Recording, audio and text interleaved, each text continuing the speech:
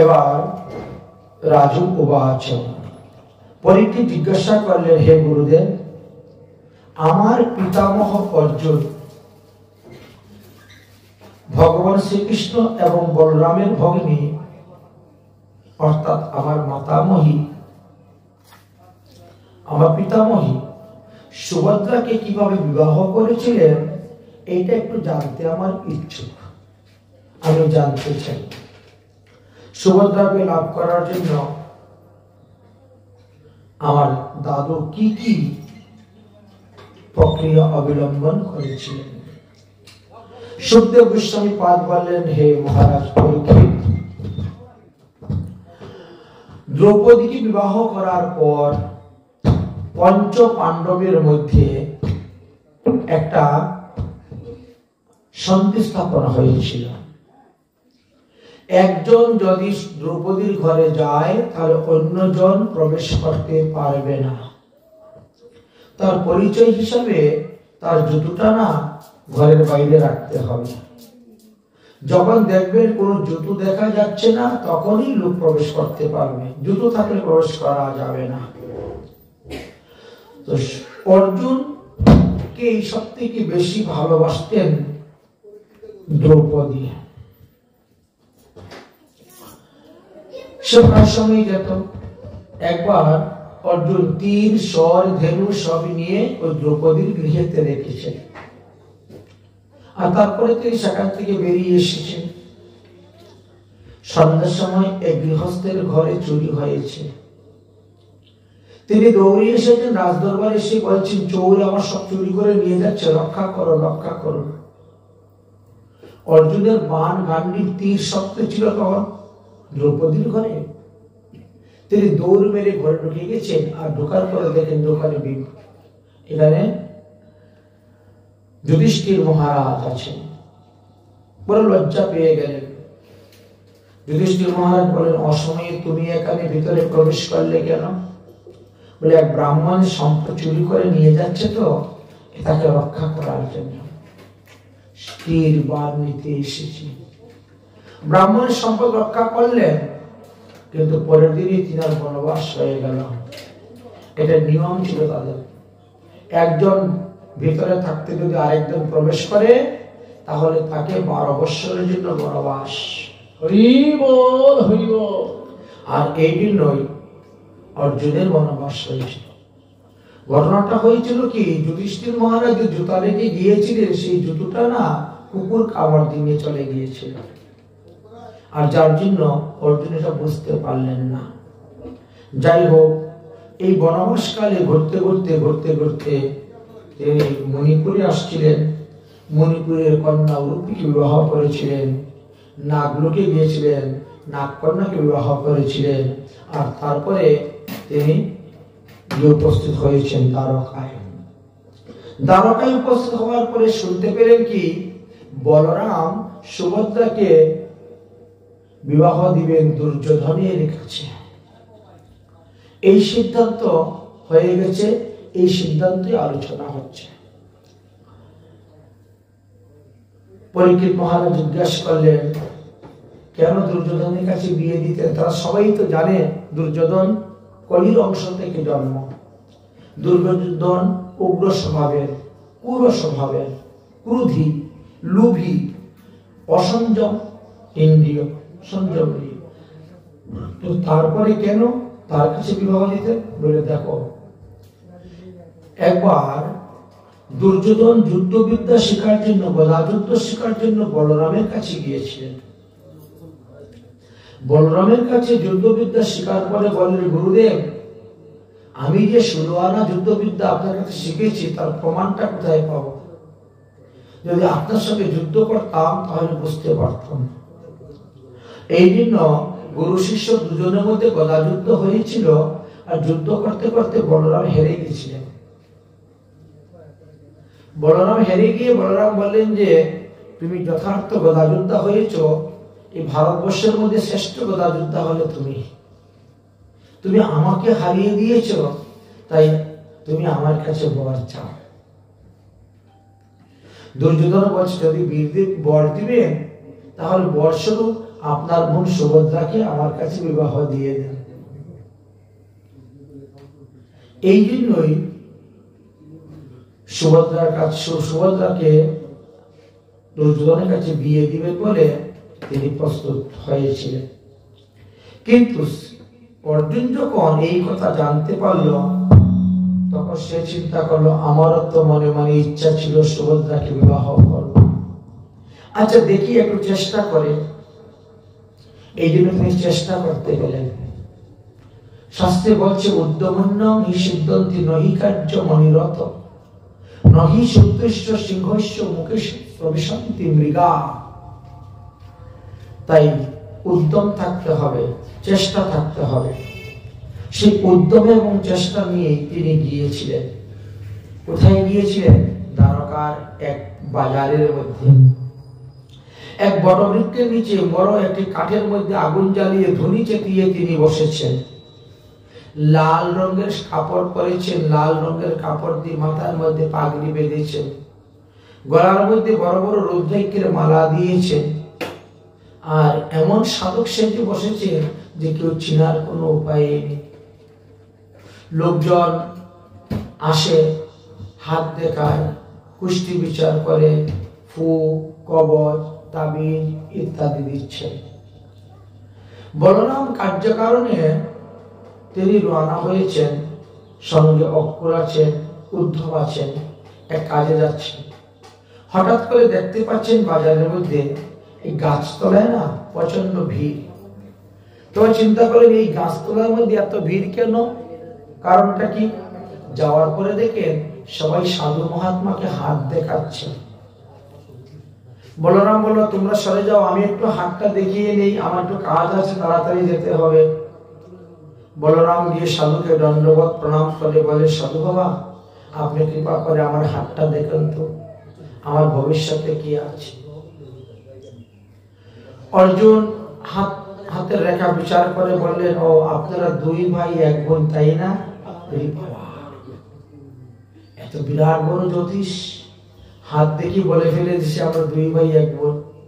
আচ্ছা তারপরে তোমার ভাইটা না একেবারে চুলের মতন কালো কুচকুচে, বোনটা তো বেশ সুন্দরী আছে। মহারাজ তাহলে বলেন না আমার বোনের বিয়েটা কোথায় হবে? অর্জুন বলছেন ওটা তো তোমার বোনের হাত দেখলেই বলতে পারবো, ওটা তো তোমার হাত দেখে আর বলা যাবে না। তোমার হাত থেকে যা বলার তো বলেই দিয়েছি, বাকিটা তোমার বোনের হাত দেখে। তাহলে বিলম্ব কেন, চলেন সাধু বাবা আমাদের বাড়ি। আমি চাতুর্মাস্য করি, তাতেও কোনো অসুবিধা নেই। আমি চাতুর্মাস্য করলেও সব ধরনের ব্যবস্থা কিন্তু ওখানে আছে, আপনার চাতুর্মাস্যের কোনো বিঘ্ন হবে না। আমার বোন খুব সাধু সেবা করে, খুব বৈষ্ণব সেবা করে। চলে আসলে আপনার একটুকু কষ্ট হবে না, দুঃখ। বলরাম নিজেই দেখে নিয়ে গেল, নিয়ে গিয়ে সুভদ্রা সুভদ্রা, হ্যাঁ দাদা এই দেখে সাধু মহাত্মাকে এনেছি, উনি চাতুর্মাস্য ব্রত করেন, উনি সপাকি, ইনার সেবার ব্যবস্থা করে দাও, এটা শয়ন করার বিছনার ব্যবস্থা করে দাও। উনি সেবা শান্তি করে বিশ্রাম করার পরে তোর হাতটা দেখাবি। আমি চললাম, আমার হাত দেখানো হয়ে গেছে, আমি চললাম, এবং বাকি তোর হাত দেখানো, তুই হাতটা কিন্তু দেখাবি, বিচার করে। চলে গেছেন। সুভদ্রাও অর্জুনকে চিনতে পারেন নাই, তিনিও সহযোগিতা করলেন, যোগালি দিলেন, অর্জুন রান্না করলেন, ভোগ দিলেন, প্রসাদ পেলেন, বিশ্রাম করতে গিয়েছেন। এমন সময় ভগবান শ্রীকৃষ্ণ রাজকার্য সমাপ্ত করে তিনি এসেছেন।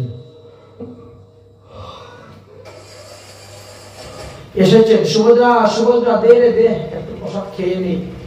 সুভদ্রা বলছেন, জানো দাদা আজকে না আমাদের গৃহে একজন মহান বৈষ্ণব এসেছে, উনি হস্তরেখা বিচার করতে জানেন, কুষ্টি বিচার করতে জানেন। বলরাম দাদার হাত দেখে না সব বলে দিয়েছেন। এই জন্য বলরাম দাদা নিয়ে এসেছেন, উনি খাওয়া দাওয়া করে বিশ্রাম করছেন, বিশ্রাম থেকে উঠলে পরে আমি যাইবো হাত দেখাইতে, আর তারপরে তুইও যাবি হাত দেখাতে। কৃষ্ণ বলছে এমন কোন জ্যোতিষ কোথার থেকে আসলো, হাত থেকে সবকিছু বলে দেন, দেখি তো তাহলে জ্যোতিষ মহাশয়কে। কৃষ্ণ আস্তে আস্তে গিয়ে অতিথি ভবনে ঢুকেছেন। ঢুকে তো দেখুন অর্জুন। আরে সখা, তুমি এইরকম লাল পোশাক পরে দাড়ি মুছ রেখে সাধু সেজে সন্ন্যাসী সেজে এসেছো, কি ব্যাপার? তখন বলছেন আমি শুনেছি তোমার বোনকে নাকি তোমরা দুর্যোধনের কাছে বিয়ে দিবে।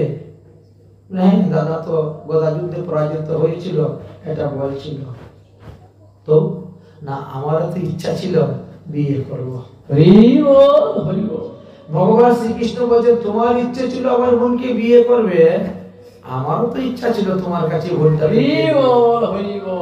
কিন্তু মধ্যখানে একটা গন্ডগোল হয়ে গিয়েছে।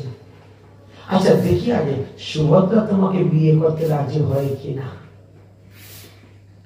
ভগবান শ্রীকৃষ্ণ চলে গেলেন। সুভদ্রা, সুভদ্রা, এই সাধু বাবা তো ঘুমাচ্ছে রে। আচ্ছা ঠিক আছে, পরে না হলে হাতে রেখা বিচার করা হবে না। আচ্ছা সুভদ্রা বলতো তুই কাকে বিয়ে করবি? সুভদ্রা বলছে তোমরা যার কাছে বিয়ে দিবে তাকে বিয়ে কর।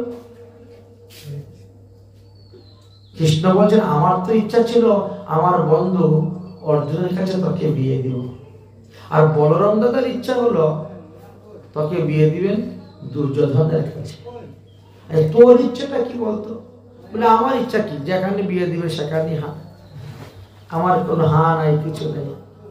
আরে হাত ভালো মন্দ বুঝার একটা আছে না। এই যে দুর্যোধন না, ও কলির অংশ থেকে জন্ম নিয়েছে, অধর্মের বন্ধু, অধার্মিক। যারা অধর্ম আচরণ করে না তাদের পরমায়ু কিন্তু অল্প হয়, বেশি দিন বাঁচে না। আর অর্জুন, আরে অর্জুন তো শ্রেষ্ঠ নর,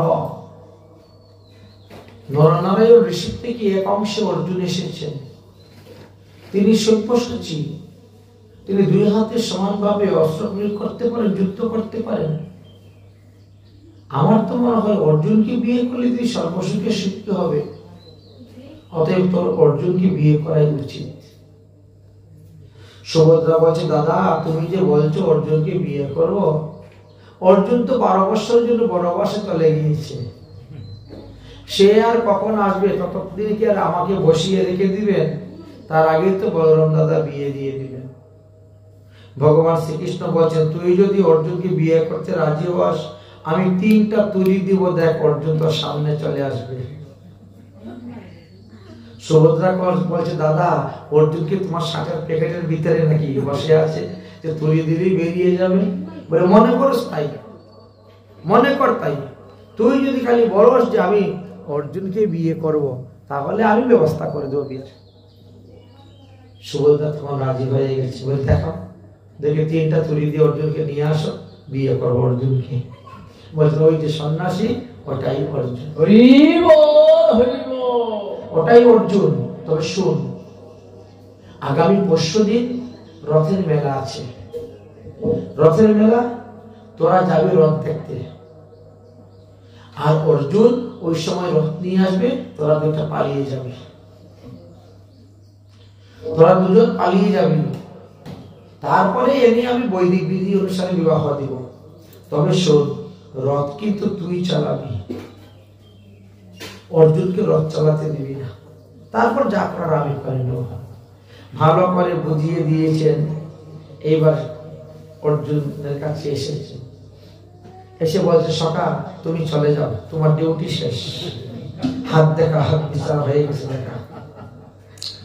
তুমি গিয়ে ভাড়া করে 4টা ঘোড়া নিবে, একটা রথ নিবে, বায়ু বেগে ছুটতে পারে ঘোড়া, এই বরং ঘোড়া নিয়ে রথ তৈরি করে রাখবে। আগামী পরশুদিন আমার বোন তার সখীদেরকে নিয়ে রথের মেলা দেখতে যাবে, আর রথের মেলা দেখতে দেখতে ওখান থেকে নিয়ে আর তুমি কিন্তু রথ চালাবে না, প্রথমে রথ চালিয়ে তুমি যাবে, আর গিয়ে সুভদ্রার কাছে দিয়ে দিবে রথের রশি, তুমি বসে যাবে, সুভদ্রা রথ চালিয়ে যাবে, তারপরে যা করার আমি করব। ভগবান শ্রীকৃষ্ণের যুক্তি পেয়ে অর্জুন চলে গেলেন। সেইভাবে তৈরি হয়েছিলেন। রথযাত্রার দিন যখন সবাই রথ দর্শন করতে গিয়েছে, তখন পিছন থেকে অর্জুন এসেছেন রথ নিয়ে, আর আনার সঙ্গে সঙ্গে সুভদ্রা লাফ দিয়ে রথে উঠে গেছেন, উঠেই রথের রশি ধরে নিয়েছেন, অর্জুন বসে গিয়েছেন। সুভদ্রার সঙ্গে দাস দাসী যারা গিয়েছিল, আরে দেখো দেখো নিয়ে গেল, অর্জুন সুভদ্রাকে হরণ করে নিয়ে গেল। একবার চিৎকার করতে করতে বলরামের কাছে এসে উপস্থিত হয়ে গেছেন। উপস্থিত হয়ে বলছেন, দাদা তোমার বোনকে তো অর্জুন চুরি করে নিয়ে গিয়েছে, তোমার তো প্রতিজ্ঞা ছিল তুমি দুর্যোধনের কাছে বিয়ে দিবে, এখন কি হবে? এই কথা শুনে সঙ্গে সঙ্গে এই গদা কাঁধে নিয়ে নিয়েছেন বলরাম। চতুরঙ্গ সেনা, সাজো সাজো সাজো, এখনই অর্জুনের সঙ্গে যুদ্ধ করে তাকে পরাজিত করে তার কাছ থেকে বোনকে নিয়ে আসবো আর দুর্যোধনের কাছে বিয়ে দিব। যুদ্ধের জন্য প্রস্তুত হয়ে গেছে, সচ্ছিদ্ধ যাবেন, তখন অর্জুন এসে পায়ের মধ্যে পড়েছে। দাদা তুমি এত ক্রোধ করছো কেন? এই তোর সখা সাধু বেশ সেজে এসে আমার কত বড় সর্বনাশ করেছে, আমার বোনটাকে চুরি করে নিয়ে চলে গিয়েছে। অর্জুন বলছে, না না এটা, এই কৃষ্ণ বলছেন, না না এটা হতেই পারে না, আমার সখার এরকম কোন চরিত্রই নেই, তার সেরকম হতেই পারে না। লোককে জিজ্ঞেস করে দেখতো, সবাই তো বলছে অর্জুন সুভদ্রাকে হরণ করছে, তাই নাকি? আচ্ছা বলতো রথটা চালিয়েছিল কে? রথটা চালিয়েছে সুভদ্রা। এই দেখেছেন দাদা, দেখেছেন সুভদ্রা আমার সখা অর্জুনকে হরণ করেছে, অর্জুন হরণ করে নাই। অর্জুন যদি রথ চালিয়ে যেত তাহলে তো হতো, কিন্তু অর্জুন তো রথ চালিয়ে যায় নাই, রথ চালিয়েছে সুভদ্রা। আচ্ছা দাদা, আমরা তো আমাদের বোনের সুখই চাই, তো বোন যদি তার সুখের জন্য সে তার পছন্দ মতো ছেলে বেছেই নিয়েছে, তাহলে আর কি আছে? এখন যা হওয়ার হয়ে গেছে, এখন নিয়ে এসে বৈদিক বিধি অনুসারে বিয়েটা দিয়ে দাও। এইভাবে মানিয়ে শুনিয়ে সেখানে সেই রকম বিবাহ কার্য হয়েছিল। আচ্ছা, বড় সন্তুষ্ট হলেন, প্রসন্ন হলেন। এবার বলেন, আপনি বলেন ভগবানের আর কি লীলা আছে? সুখদেবজি বলেন, আমার নিজের চক্ষু দ্বারা দর্শন করা একটি লীলা তোমাকে বলবো। জনকপুর মিথিলা নগরেতে এক সময় রাজা ছিলেন বহুলেশ্বর। এই বহুলেশ্বর যখন রাজা ছিলেন, তখন তিনি ভগবান শ্রীকৃষ্ণকে আহ্বান করেছিলেন ওই মিথিলা নগরে যাওয়ার জন্য। ঠিক সেই সময়ে ওই বিদেহীর রাজধানী মিথিলা থেকে একটু দূরে একটি গ্রাম পল্লীতে সুতদেব নামক এক পরম বৈষ্ণব বাস করতেন। তিনিও ভগবান শ্রীকৃষ্ণকে আহ্বান করতেছেন, আমার এই গরিবের কুটিরে একটু আসবেন, চরণধুলি দিবেন। তো একদিন ভগবান শ্রীকৃষ্ণ বলছেন, আমি নেপালে যাব, সেই জনকপুরে যাব, তোমরা কে কে আমার সঙ্গে যেতে চাও? সুখদেব বলছিলেন, তখন আমি বলছি আমি যাব আপনার সঙ্গে। আমার পিতা ব্যাসদেব বলছেন আমি যাব, পরাশর মুনি বলছেন আমি যাব, বৈশিষ্ট্য ও বিশ্বামিত্র অত্রি আদি সমস্ত মুনি ঋষিগণ রওনা হয়েছে। ভগবান কি করলেন? ওই রাজবাড়ি যাওয়ার আগেই একটি উপবনে গিয়ে তিনি দুই কৃষ্ণ হয়ে গেলেন। হয়ে বলছেন, এবার এই কৃষ্ণ যাবে রাজবাড়ি আর এই কৃষ্ণ যাবে ভক্তের বাড়ি, গরিব ভক্তের বাড়ি। এখন বলো, তোমরাই বলো, এখন কে কার সঙ্গে যাবে? এখন যারা রাজবাড়িতে রাজ সম্মান পাওয়ার ইচ্ছা, রাজ ভোগ খাওয়ার ইচ্ছা, তারা ওইদিকে রওনা হয়ে গেলেন। আর আমি কিন্তু গরিবের বাড়ি গিয়েছিলাম, সেই ভক্তের বাড়িতে। দেখলাম যে উভয় দিকটাই সমান। একজন রাজা স্বর্ণতালে অন্ন দিলে পরে ভগবান যে সন্তুষ্ট, একজন ভক্ত কলা পাতার মধ্যে আলো শুদ্ধ অন্ন দিল সেই সন্তুষ্ট। ওখানে রাজা সোনার পালঙ্কের মধ্যে ঘুমিয়েছে, ঘুম পাতিয়েছে, আর ওখানে ভগবানকে মাটির মধ্যে কুশাসন বিছিয়ে ঘুম পাতাচ্ছে।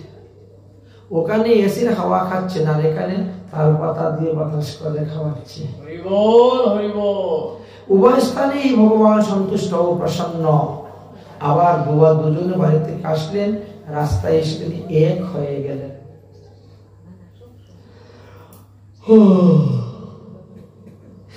রাস্তার মধ্যে সে এক হয়ে গেলেন। এই দৃশ্যটা না আমি আমার নিজের চোখে দেখেছি, তাই তোমার কাছে ভগবানের সেইটি দেখালাম। এদের দ্বারা প্রমাণিত হলো কি, ভগবানের কাছে না গরিব দুঃখী কেউ নেই, ধনী গরিব বলতে কিছু নেই।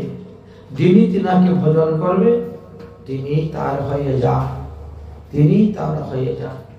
এটাই আমরা দেখতে পেলাম। আচ্ছা, ভগবান শ্রীকৃষ্ণের আর কি কি লীলা কথা আছে আপনি আমাকে কৃপা করে বলুন।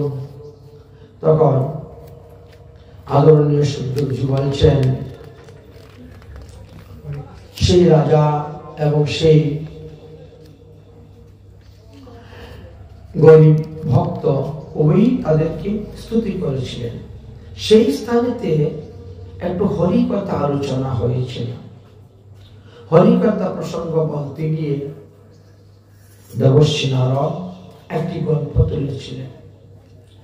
বিজিত ঋষির কবায়ু বিরস্তান্তং মনোতরঙ্গং জয় জয়ন্তি যজমানিতি মৃলিপম পায়খীদম বেসান শতধন্নাতং সমবায়শ্চৌ গুরুশ্চরণম বনিজ্য ইবাজ্য সন্ত বর্ণধর জলৌধ। অর্থাৎ যোগীগণ ইন্দ্রিয় এবং প্রাণকে বশীভূত করে তারা ভগবানের কাছে যাওয়ার জন্য হাজার হাজার বছর তপস্যা করে। সেই প্রাণ এবং মনকে ইচ্ছা করলে আমরা সাধু গুরু বৈষ্ণবের অনুগত হয়ে তাদের ভজন করে অনাভাসেই দমন করতে পারি। সুতরাং এই যে সংসাররূপী সমুদ্র, এই সংসাররূপী সমুদ্র দিয়ে আমরা আমাদের দেহের মধ্যে পাপ তাপ অপরাধ বোঝাই করে নৌকা নিয়ে যাচ্ছি সমুদ্রে পরপারে যাওয়ার জন্য। তো সমুদ্রে যেমন উতাল পাতাল ঢেউ আছে, আমাদের সংসারও কিন্তু এইরকম উতাল পাতাল ঢেউ আছে। তো সেই ঢেউ থেকে রক্ষা করবে কে? সুদক্ষ মাঝি, অর্থাৎ সদ্গুরুদেব। একমাত্র সদ্গুরুদেবই আমাদেরকে রক্ষা করতে পারেন। কথা প্রসঙ্গে আলোচনা করতে করতে পরীক্ষিত মহারাজ বললেন, গুরুদেব, যারা মহাদেবের তপস্যা করে তারা কোটিপতি হয়, আর যারা শ্রী বিষ্ণুর তপস্যা করে তারা দিন দিন গরিব হয় কেন? এর কারণটা কি? আপনি কৃপা করে আমাকে বলুন। তো সুখদেবজি বললেন যে, শুনো, দেবী দুর্গাকে নিয়ে মহাদেব অবস্থান করতেছেন, এই জন্য দশহাতে তিনি ধন দেন। ধন দিয়ে কি করেন? সংসারের মধ্যে ডুবিয়ে রাখেন, ভুলিয়ে রাখেন। মায়া তাদেরকে জড়িয়ে ধরে। আর ভগবান কি মনে করেন? সে যখন আমার ভজন করতেছে, এই জন্মে তার সম্পূর্ণ প্রারব্ধ কর্ম শেষ করাই দিব, আর তার পৃথিবীতে সে জন্মগ্রহণ করতে হবে। এই জন্যই ভগবান শ্রীকৃষ্ণ তিনি যার ভক্তকে ধন দেন না। ধন দিলে পরে ধনের মতে সে আমাকে ভুলে যাবে, এই জন্য ভগবান ধন দিতে চান না। আর মহাদেব পার্বতী তারা ধন দিয়ে মায়া দিয়ে ভুলিয়ে রাখে এই সংসারের মধ্যে। ভোলে বাবার অনেক অনেক মহিমার কথা আছে, শ্রীকৃষ্ণের মহিমা আছে। আমরা আগে বলেছিলাম না, বানাসুরের রাজ্য করতে গিয়ে, আক্রমণ করতে গিয়ে ভগবান মহাদেব পর্যন্ত শ্রীকৃষ্ণের সঙ্গে যুদ্ধ করেছিলেন। কিন্তু সেই মহাদেব যখন সংকটে পড়লেন, বিপদে পড়লেন, তখন ভগবান বিষ্ণু তাকে রক্ষা করলেন। সেই বিষয়ে একটি পৌরাণিক কাহিনী আছে, তোমার নিকট বর্ণনা করতেছি, শোনো। কোন এক সময়ে বৃকনামাসুরম পুত্র শকুনপতি মদিন্নাদম, শকুনি নামে এক অসুর ছিল। সেই শকুনির পুত্রের নাম ছিল বিকাশন। সে প্রচন্ড বলবান ছিল, সাহসী ছিল, শক্তিমান ছিল। দেবশ্রী নারদের সঙ্গে ঘুরতে ঘুরতে তার দেখা। তখন এই অসুর বলল যে ব্রহ্মা বিষ্ণু মহেশ্বর তিনজনের মধ্যে আমি কার পূজা করলে তাড়াতাড়ি সিদ্ধি লাভ করতে পারব? দেবশ্রী নারদ বললেন, একমাত্র মহাদেব, যিনি অল্পতে সন্তুষ্ট হয়ে যান। অতএব সেই মহাদেবের পূজা তোমরা যদি করো, আর তোমাদের কৃপাতে মহাদেব যদি আসেন, তাহলে অতি অল্প দিনের মধ্যে তোমরা সিদ্ধি লাভ করতে পারবে। এই বলে দেবশ্রী নারদ চলে গেলেন, আর বৃকাসুর তপস্যা করতে বসলেন। এমন ভাবে ঘোর তপস্যা আরম্ভ করেছিলেন যে 7 দিনের মধ্যেই মহাদেব এসে উপস্থিত। 7 দিনের দিন বলছেন, বলো বলো তুমি আমার নিকটে কি বর চাও? সে তখন দেখলো মা পার্বতী ভোলে বাবার সঙ্গে আছেন, আর পার্বতীকে দেখতে খুব সুন্দর, অপূর্ব সুন্দর। এই পার্বতীকে দেখে তার মনে লোভ এসেছিল। তখন তিনি বলছেন, আমি যার মাথায় হাত দিব সে যদি মরে যায়, এই বর আমাকে দিন। যখন এই বর দিয়েছেন, তখন ভগবান মহাদেবের মাথার মাঝে হাত দেওয়ার জন্য হাত অগ্রসর করেছেন। এমনি মহাদেব উঠে দৌড়তে শুরু করেছেন। কিন্তু পালিয়ে যাবেন কোথায়? তিনি যেদিকে যেতে যাচ্ছেন সেই দিকে অসুর আসছে, সেই দিকে অসুর আসছে। অবশেষে তিনি ভগবান বিষ্ণু শরণাপন্ন হলেন। ভগবান বিষ্ণু তখন মহিষের রূপ ধারণ করে এদের নিকটে প্রকট হয়েছিলেন। এটা কোনো কোনো পুরাণে বলেন, আর কোনো কোনো পুরাণে বলেন যে ভগবান শ্রীকৃষ্ণ তিনি এক ব্রাহ্মণের বালকের ভেষ ধারণ করে সেখানে এসে প্রকট হয়েছে। তো ভগবান প্রকট হয়ে বলছেন, হে শকুনির পুত্র, তুমি এত পরিশ্রম করে এত দৌড়ে তুমি কোথায় যাচ্ছ? কেনই যাচ্ছ? কার উদ্দেশ্যে যাচ্ছ? তখন সে বিকাশের সমস্ত ঘটনা খুলে বললেন যে মহাদেব যে আমাকে বর দিয়েছেন, সেই বর সত্যি না মিথ্যা পরীক্ষা করার জন্য আমি তিনার মাথায় হাত দিতে চেয়েছিলাম, তিনি উঠে পালিয়েছেন। ভগবান শ্রীকৃষ্ণ বললেন, তুমি মহাদেবের কথা বিশ্বাস করো? কিন্তু আমরা বিশ্বাস করি না। কেন? আরে মহাদেবের যখন সতী মারা গিয়েছিল না, সেই থেকে তার মাথাটা মতিচ্ছন্ন হয়ে গেছে। কখন যে কাকে কি বলে, কখন যে কি করে, তাও বোঝা যায় না। অতএব তার কথা তুমি বিশ্বাস করিও না। আচ্ছা শুনো, যদি ভস্ম কোনো কিছু হয়ে যায়, তাহলে তো আগে তাপ প্রয়োজন। তোমার হাতে কি কোনো গরম লাগতেছে? বলছে যে না তো। তাহলে মাথার মধ্যে এরকম হাত দিয়ে দেখো তো, মাথার মধ্যে কোনো গরম লাগতেছে কিনা? না। আর একটু নিচে করো, আর একটু নিচে করো, আর একটু নিচে করো, ভগবান এক থপ্পা দিয়ে লাগে। এইভাবে বিকাশুরকে বধ করে মহাদেবকে তিনি রক্ষা করেছিলেন। অতএব ভগবান শ্রীকৃষ্ণ এত দয়াময়, এত কৃপাময়, এত করুণাময়, তিনাকে মারার জন্য কি না করেছিলেন মহাদেব। এই বানাসুরের যুদ্ধের সময় দিব্য দিব্য অস্ত্র মেরেছিলেন শ্রীকৃষ্ণের উপরে, কিন্তু ভগবান শ্রীকৃষ্ণ কি করলেন? তিনি একটা জিম্বুক বাণ মেরে তাকে স্বয়ং করে দিলেন, যুদ্ধ করেছিলেন। আচ্ছা, তারপরে ভগবান শ্রীকৃষ্ণের আর কি অপূর্ব লীলা আছে, আপনি কৃপা করে আমার নিকটে বর্ণন করুন। তখন বলছেন, একবার ব্রহ্মা বিষ্ণু মহেশ্বর সবাই একত্রিত হয়েছেন, সমস্ত দেবগণ একত্রিত হয়েছেন, সমস্ত ঋষিগণ একত্রিত হয়েছে, হয়ে সবাই মিলে যুক্তি করছেন একটা বিশাল যজ্ঞ করার জন্য, বিশাল যজ্ঞ করার জন্য। এবার মুনি ঋষিদের মধ্যে আলোচনা হচ্ছে যে কোথায় যজ্ঞ করলে পরে ভালো হবে,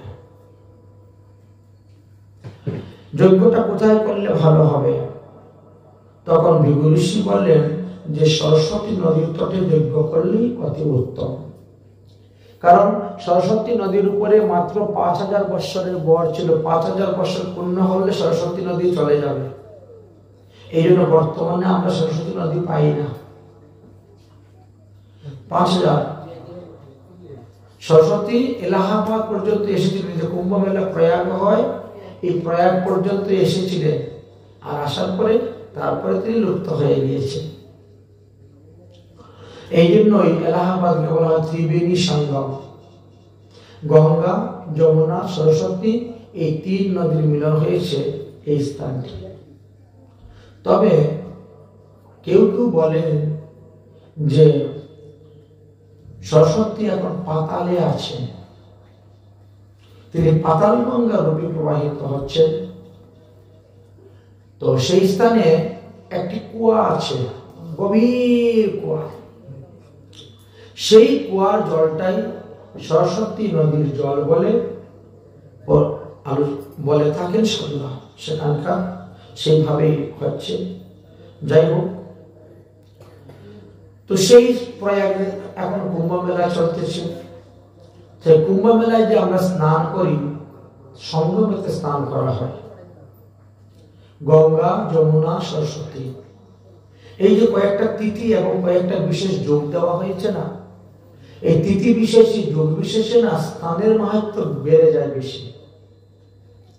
মনে করে সাধারণ দিনে গঙ্গা স্নান করলে আপনি যেই ফল লাভ করবেন, 12টি তিথিতে যদি গঙ্গা স্নান করেন তার থেকে কোটি গুণ বেশি ফল লাভ করতে পারবেন। এই জন্য তিথি বিশেষে লোকে গঙ্গা স্নান করে থাকে। এই যে কুম্ভ মেলা, এইগুলো কিন্তু তিথি বিশেষ, নক্ষত্র বিশেষ হয়, তিথি নক্ষত্রের যোগ হইতে হয়। এই জন্য এই সমস্ত তিথির মধ্যে যে স্নান করতে পারলে বহু পুণ্য অর্জন করা যায়।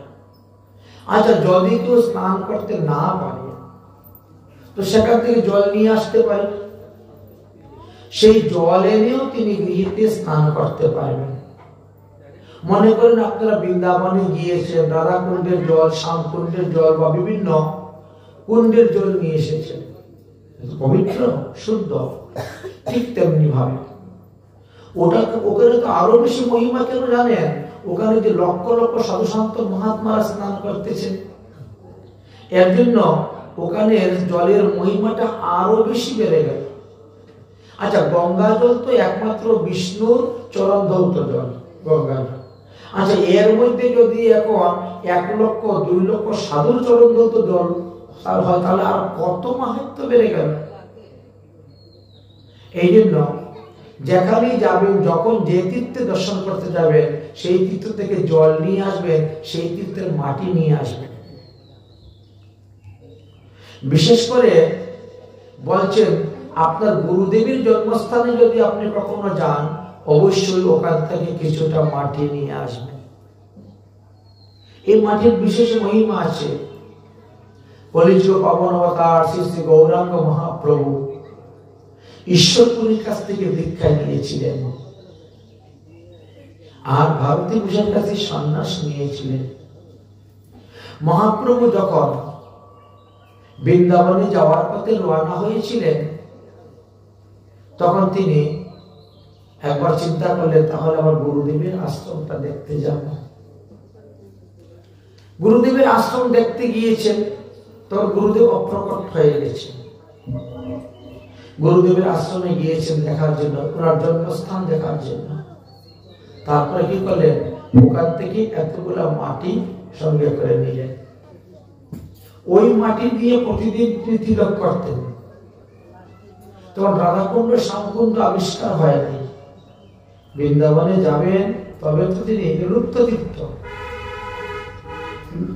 সনাতন গোস্বামীগণ অন্যান্য তীর্থকে প্রকট করেছিলেন, কিন্তু রাধাকুণ্ড সম্পর্কে তারাও প্রকট করতে পারেননি। একমাত্র মহাপ্রভু গিয়ে রাধাকুণ্ড সম্পর্কে প্রকট করেছিলেন। অতএব গুরুগৃহে থেকে সেই মৃত্তিকা আনা যায়, ব্যবহার করা যায়, তিলক রূপে ব্যবহার করা যায়। তো সরস্বতী নদীর এমনই মহিমা, এই কারণে সমস্ত ঋষিগণ মুনিগণ তারা একত্রিত হয়ে সরস্বতী নদীর তীরে যজ্ঞ করে। ৮৮,০০০ ঋষিগণ একত্রিত হয়েছেন সেখানে যজ্ঞ করার জন্য, একত্রিত হয়েছে। এইবার যজ্ঞতে আমরা কার পূজা আগে করব? কিছু কিছু মুনি ঋষিরা আছেন, তারা বলছেন গণেশের পূজা আগে করব। কেউ বলছে না, গণেশের বাপের পূজা করবো, মহাদেবের পূজা আগে করব। কেউ বলছেন মহাদেবের জন্ম তো পরে হয়েছে, আগে ব্রহ্মার জন্ম, তো ব্রহ্মার পূজা করব। কেউ বলছে সাক্ষাৎ ভগবান বিষ্ণুর পূজা করব। এই নানা মুনির নানা মতে না তারা কয়েকটা দলে বিভক্ত হয়ে গিয়েছে। আর প্রত্যেকের কাছে, প্রত্যেকের গুরুদেব, প্রত্যেকের আচার্য তার কাছে বড়। এটা সকল ক্ষেত্রে আমরা দেখতে পাই। কিন্তু তোমার গুরুদেব তোমার কাছে বড় বলে আরেক গুরুদেবকে তুমি ছোট করবে, এটা তো হয় না। এই যে গণেশ সবার আগে পূজা পেয়েছেন, ইনি কার দ্বারা পূজা পেয়েছেন? দেবর্ষি নারদের দ্বারা। দেবর্ষি নারদের এই বুদ্ধি যদি গ্রহণ না করতেন তো কখনো গণেশ সবার আগে পূজা পেতেন না। একমাত্র দেবর্ষি নারদের কৃপাতে তিনি পেয়েছিলেন। তো যাই হোক, এবার বিগুরিশির উপরে সবাই দায়িত্ব দিলেন, আপনি গিয়ে বিচার করে আসুন তিনজনের মধ্যে, ব্রহ্মা বিষ্ণু মহেশ্বরের মধ্যে কে বড়, কার পূজা করব। বিগুরিশি ব্রহ্মা বিষ্ণু মহেশ্বরকে বিচার করার জন্য তিনি রওনা হলেন।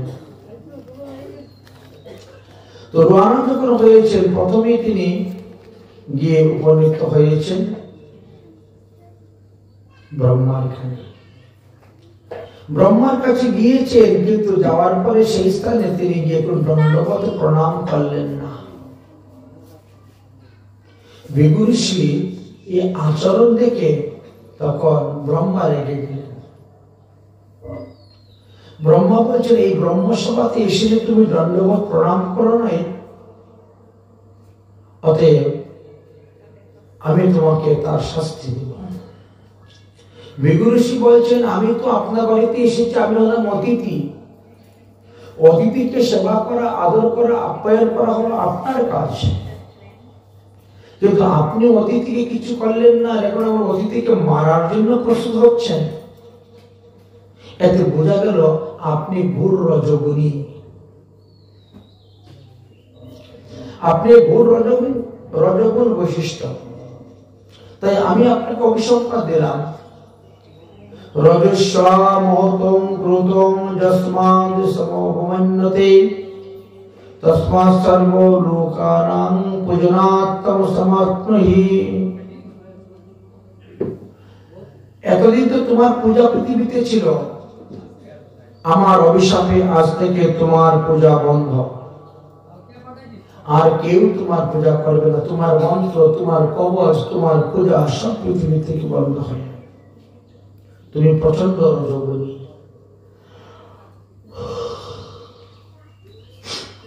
এই কথা বলে সেখান থেকে তিনি রওনা হয়েছেন কৈলাস পর্বত। কৈলাস পর্বতে যখন উপস্থিত হয়েছেন, তখন দেখা যায় নন্দী দারোয়ানগিরি করছেন, পাহারা দিচ্ছেন। নন্দীকে গিয়ে বলছে, নন্দী তুমি রাস্তাটা ছেড়ে দাও, আমি মহাদেবের দেখা করতে যাব। নন্দী বলছে, তারা এখন বিশ্রাম করতেছেন, এই অবস্থায় আপনার কিছুতেই যেতে দেওয়া হবে না। তখন দুজনের মধ্যে খুব ঝগড়া শুরু হয়ে গেছিল। সেই ঝগড়ায় এমনভাবে বৃদ্ধি হয়েছিল যে 5 গ্রামের লোক একত্র হয়ে যাবে, এমন ধ্বনি খবর শুনে নেই, এত চিৎকার চেঁচামেচির ধ্বনি।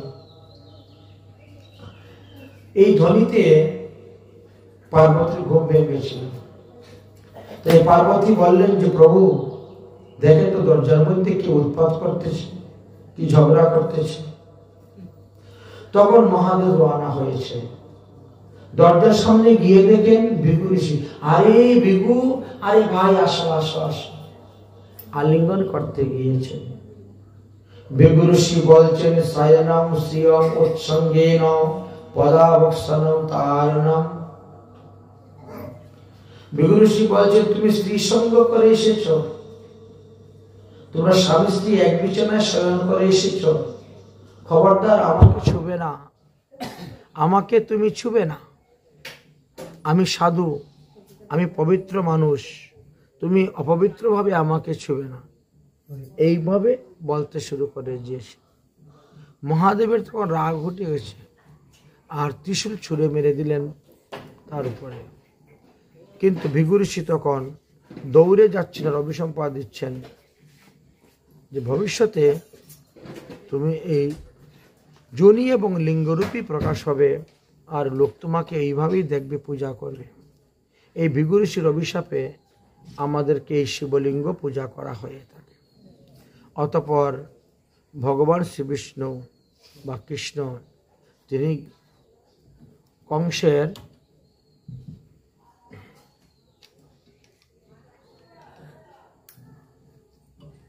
চেঞ্জ করে চলবে, ব্যাটারি আছে নাকি? না ব্যাটারি নয়, ওটা থেকে ওটাই ভালো হবে, টার্মো বেশি। আচ্ছা, ভিগু ঋষি তখন অভিসম্পাদ দিলেন নারী লিঙ্গ স্বরূপেণ জৈন তস্মাৎ ভবিষ্যতি নারী সঙ্গং মর্ত অসৌ যস্মাৎ অবমান্যতে। আমাকে অপমান করে তোমরা তোমাদের শুয়েছিলে, তাই অভিসম্পাদ দিলাম ভবিষ্যতে তোমরা এই রূপেই পৃথিবীতে প্রকাশ হবে।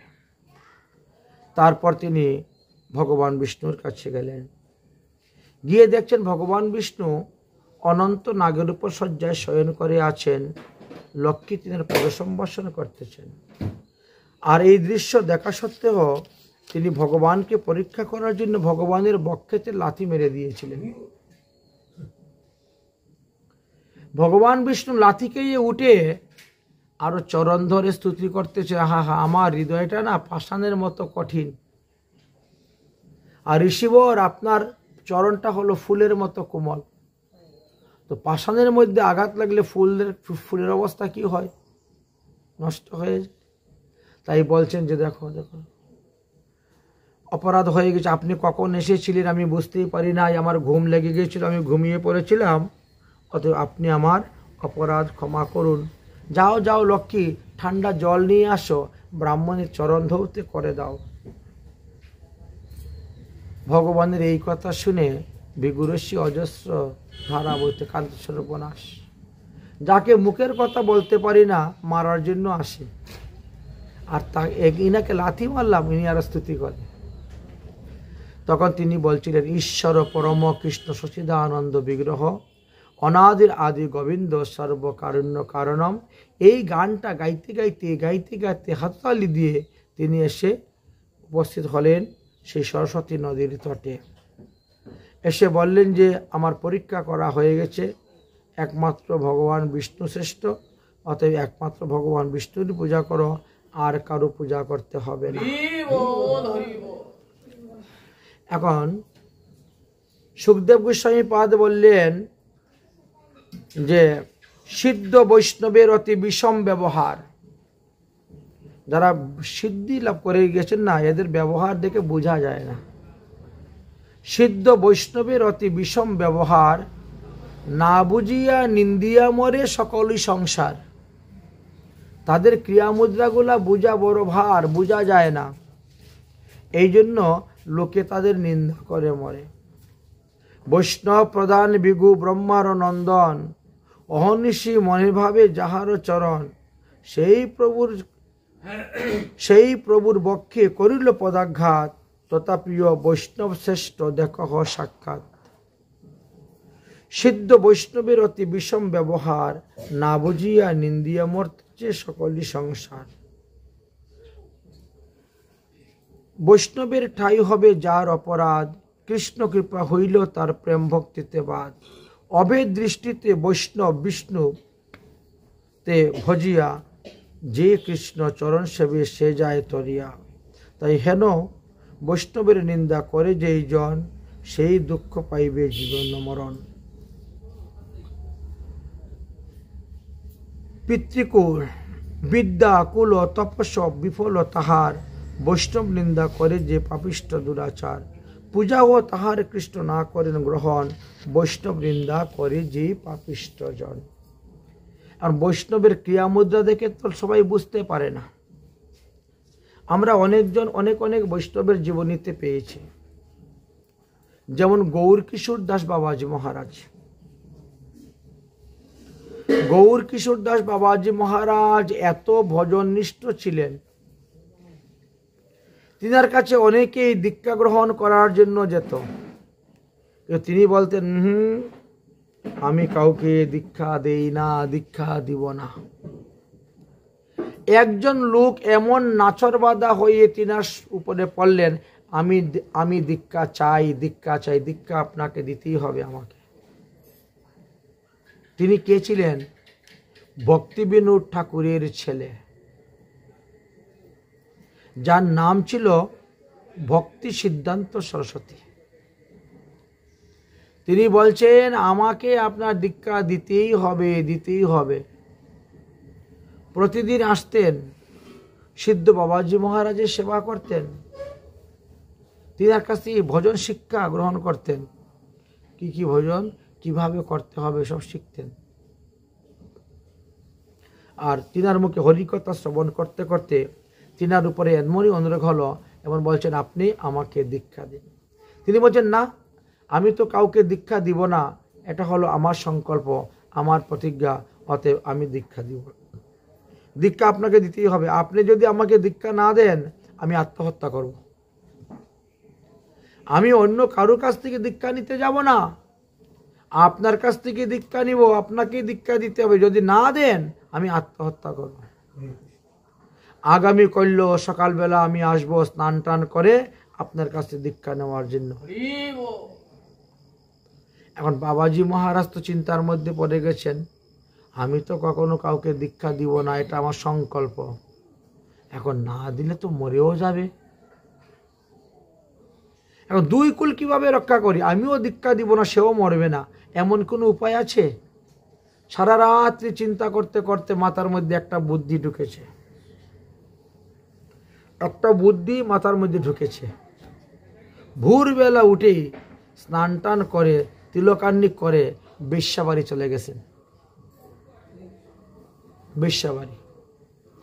বেশ্যাবাড়ি গিয়ে বলছে, এই বেশ্যা, শোন, তোকে 1 ঘন্টার সময় আমার সঙ্গে থাকতে হবে, অভিনয় করতে হবে।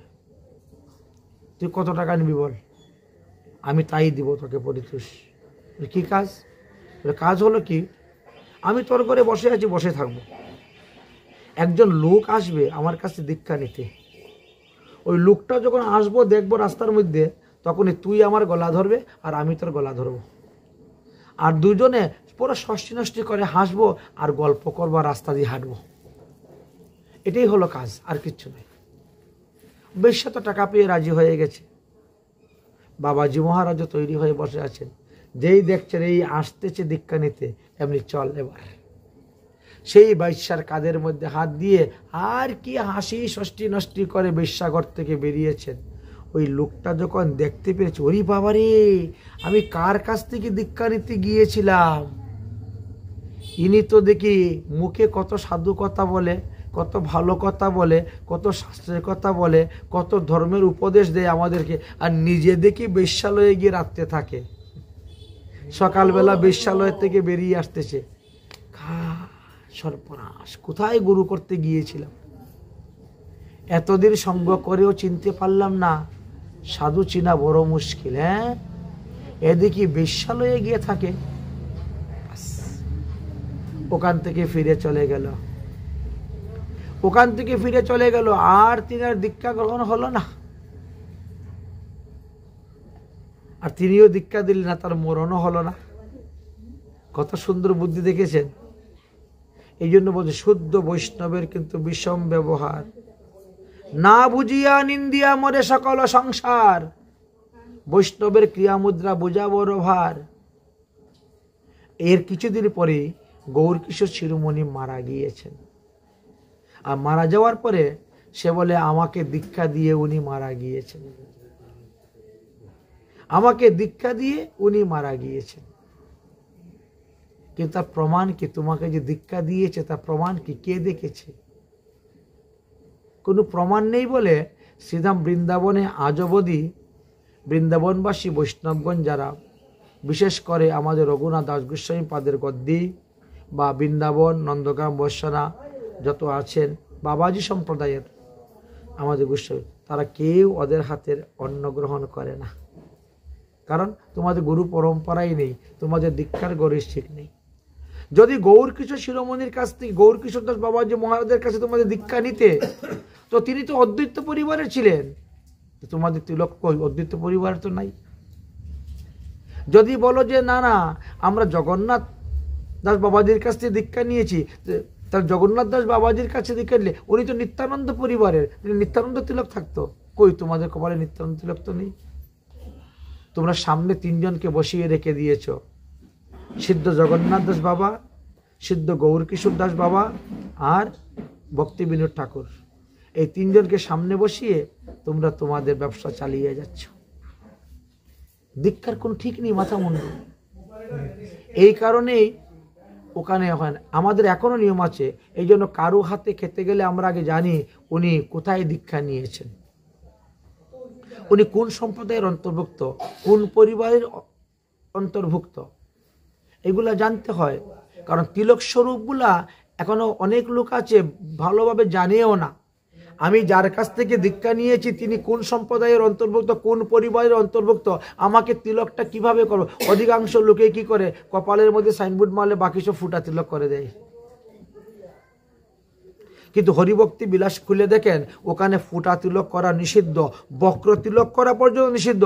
ওই কপালের মধ্যে যেভাবে তিলক করবেন দাদর সঙ্গে সেইভাবে তিলক করতে হইবে, এই কথা আলোচনা করা আছে। কিন্তু আমরা কি করি, অন্য জায়গায় ফুটা দিয়ে দেই আর কপালে একটা সুন্দর করে শ্রী হরি মন্দির তৈরি করে নেই। অন্য জায়গায় ফুটা দিলে হবে না। সিদ্ধ জগন্নাথ দাস বাবাজির জীবনীতে আছে, ইনি যখন সিদ্ধি লাভ করলেন না, লোকের ভিড় উনার বাড়িতে। বাবা কবচ দাও, তাবিজ দাও, ফু দাও, আশীর্বাদ দাও, কৃপা করো, এই করো। বাবা দেখলো যে আমার তো দেখি ভজন করারই সময় নেই রে, সারাদিন যদি লোকই আমার পিছনে দৌড়তে থাকে, আমি নিজে ভজন করবো কেমন করে। এই জন্য তিনি তখন একটা বুদ্ধি বার করলেন। বুদ্ধি কি জানেন? ওই বাজারে গিয়ে না যত পচা পুঁটি মাছ আছে ওইগুলো কিনে নিয়ে আসতেন বাজার থেকে, এনে কি করতেন, রেখে দিতেন। যেই দেখেন কেউ কেউ আসতেছে, এবার বসে বসে একটা একটা করে পুঁটি মাছ টিপেন। এই বাবারি, এই বাবাজি মাছ খায়, না না না, এর সঙ্গে করা যাবে না। চলে গেল, হাত পা ধুইয়ে শুদ্ধ হইয়া বাস ভজনে বসে গেলেন। আবার কেউ আসতেছে, আবার ওই মাছগুলা নিয়ে এসে বসে এই টিপবে। যেই চলে গেল লোক, পাস শেষ। চিন্তা করতে পারছেন নিজের ভজন রক্ষার জন্য কি করতেছে। এই যে আমাদের 84 ব্রজমণ্ডল পরিক্রমা করতে গেলে সামডাকে যাই। আজকে আপনারা দেখতে পাচ্ছেন সামডাকে এত বড় বিল্ডিং মন্দির, কিন্তু সামডাকে মাত্র 2 জন সিদ্ধ মহাত্মা বাস করতেন। তো বড় বড় শেঠ যারা পয়সালা না, এরা কিন্তু সিদ্ধ মহাত্মাদের সেবা করতে খুব তৈরি। তো একদিন এক শেঠ পরিক্রমা করতে করতে ওখানে গিয়েছে, আর গিয়ে দেখে বড় ঝুপড়ি ঘর, জল পরে ঘরের মধ্যে, দরজা জানালা নেই, কুকুর এদিকে ঢুকে ওইদিকে বেরোয়। সাধু বাবা ভজন করে। ইনার বড় দয়া হলো, মহারাজ যদি আদেশ করেন আমি আপনাদের জন্য কুটিয়া তৈরি করে দিব। ঠিক আছে যাও, কুটিয়া তৈরি করে দাও। এখন কুটিয়া তো তৈরি করে দিব বলছে। উনি তো সন্তুষ্ট। বাজার থেকে গিয়ে এক গাড়ি ইট, এক গাড়ি বালু, এক গাড়ি সিমেন্ট, এক গাড়ি রড সব নিয়ে রওনা হয়েছেন। এখন আরেক সাধু এসে উপস্থিত হয়েছে। কিরে, ওই এক সেট এসেছিল কুটিয়া, বল তোর পাগল হয়েছিস, কুটিয়া বানাবি? যা আছে তাতেই ভালো, শান্তি মতে ভোজন করতে পারতেছি। পাক্কা ঘর হইলে ঘর তালা মেরে যাও, চুরের দৃষ্টি পড়বে তখন। হ্যাঁ, কোথায় গেলে ঘর তালা মেরে যাও, গেলেও আবার বাড়ির যদি চুরি হয়, ঘরে কেউ না চুরি হয়ে যায় কিনা সবসময় খালি বাড়ির চিন্তাই থাকবে, ভজন হবে না। বলে আমি যে বলে দিয়েছি সাধু যে আনতে গেছে, বলে আনতে গেছে তাতে কী হলো? শুন শুন, এক কাজ কর, দুটা পেপসির বোতল নিয়ে আয়, আর পেপসির বোতলের মধ্যে জল ভর, আর ভরে ওর মধ্যে একটু আবির টাবির গুলে রং করে মদের মতো কালার বানা। দুই সাধু বুঝেছেন, ওই মুখের মধ্যে দিবে আর মদ খাওয়ার মতো অভিনয় করতে হবে। দুজন অভিনয় করতে শুরু করেছেন। সেট এসেছে, এসে ওরি বাবারি আমি কারে ঘর বানিয়ে দিব রে, এই তো দেখি পুরা মাতাল মদ খুদ, আবার ইট বালু সিমেন্ট নিয়ে ফিরে চলে গেছে। বুঝতে পেরেছেন? এই জন্য বলা হয়েছে সিদ্ধ বৈষ্ণবের বড় বিষম ব্যবহার, না বুঝিয়া নিন্দিয়া মরে সকলই সংসার। বুঝতে পারে না বলে নিন্দা করে মরে। যাই হোক, এইভাবে ভগবান শ্রীকৃষ্ণ এবং তিনার ভক্তের ভগবান বিষ্ণুর মহিমার কথা একের পর এক বর্ণন করতে করতে আমরা দশম স্কন্ধের 89 অধ্যায়তে গিয়ে উপস্থিত হয়ে গিয়েছি।